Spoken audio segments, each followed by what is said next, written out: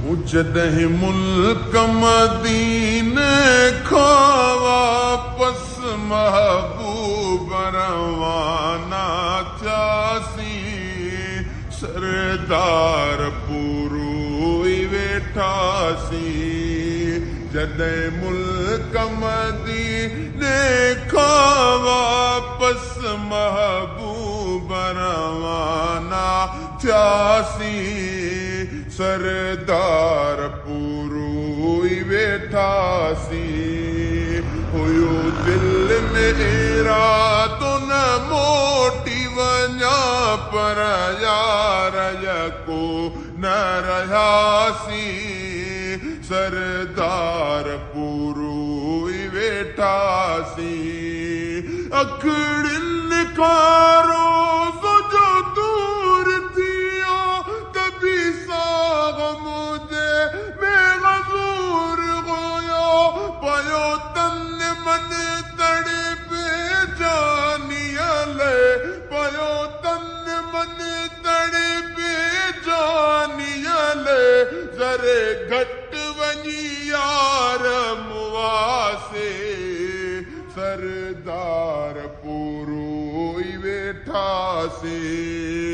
जॾहिं मुल्क मदीने खां वापस महबूब रवाना थियासीं, सरदार पूरो ई वेठासीं।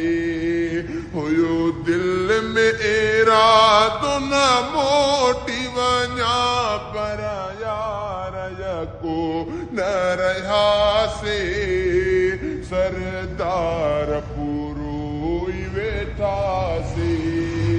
न की ॻाल कयो न अहवाल ॾिनो, ये ॾियणा बि तबाया गुज़री, हुया ज़ख़्म अंदर में जाम मिठा, हुया ज़ख़्म अंदर में जाम मिठा, तो सासूर सले न सघियासीं, सरदार पूरो ई वेठासीं।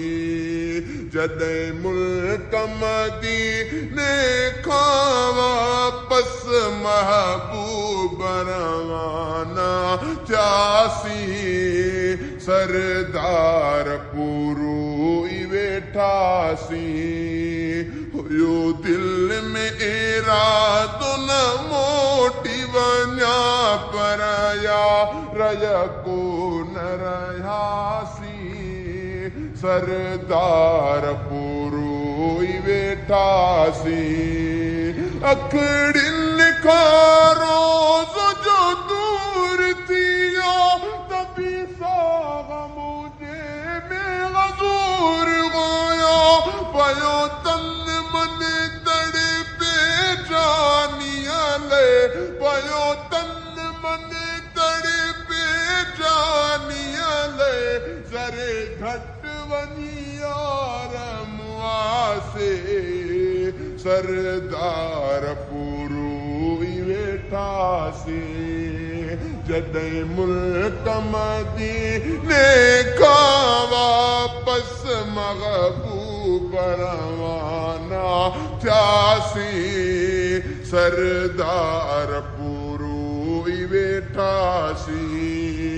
हुयो दिल में इरादो न मोटी वञा, पर यार यको न रहियासीं, सरदार पूरो ई वेठासीं।